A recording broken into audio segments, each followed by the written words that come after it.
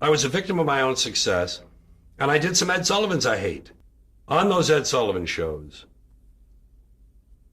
I began to realize, not just there, everywhere, all these shows, I didn't fit.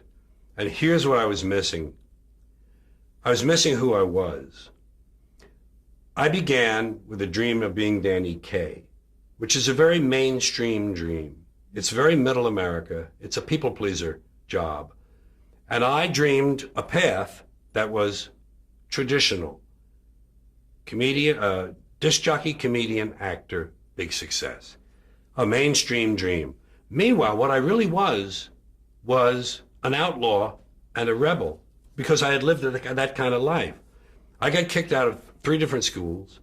I got kicked out of the Air Force. I got kicked out of the choir. I got kicked out of the altar boys. I got kicked out of summer camp. I got kicked out of the Boy Scouts. And I quit school at 9th grade. I had great marks. I was a smart kid, but I didn't care. They weren't teaching what I want. I didn't give a shit. It's important in life if you don't give a shit. It can help you a lot. So I didn't give a shit.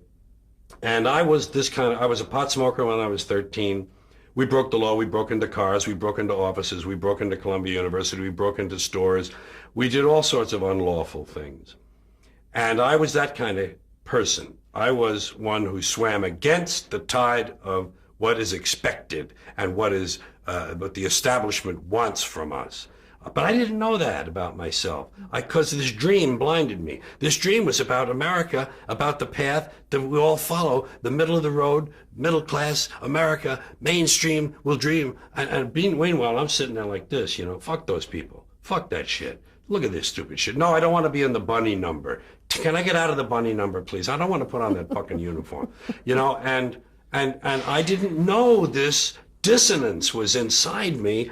And in the period this is happening, all through the 60s, the counterculture was forming. The free speech movement started in Berkeley. The hippies were growing into a force. And peace, love, power, flower power, pot smoking, anti-authority. See, bing, ding, ding, ding, anti-authority. Throw over the establishment. Burn down the math building? Wow. Ding, ding, ding, ding, ding, ding, ding. So I gravitated toward that because I was that person, really.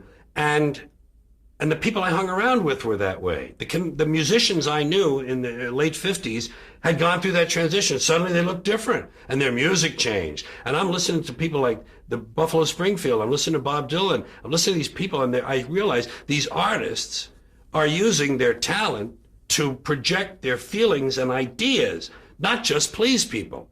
And I suddenly was able to see my place and to realize I was in the wrong place. You see, in 1967, the summer of love, the peak of the hippie movement, I was 30. I was entertaining people in nightclubs who were 40. And they were at war with their kids who were 20.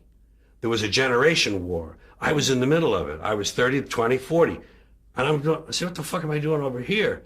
These are the people that will at least understand me and give me a chance. So it took 2 years. I didn't go to the mountain and come back different. I didn't do a Bobby Darin. I didn't do a whatever, those people who just go away and they're back new suddenly. I took 2 years to change, and it happened on television. So I had denied that part of myself, and finally it came into full flower. And I never became a really big success until that. Mm-hmm. I probably had 200 television appearances by that time, and I still wasn't realized as a writer, comedian, as a comedian. By that I mean I hadn't let myself grow into that. And I found out later I was more than just a comedian.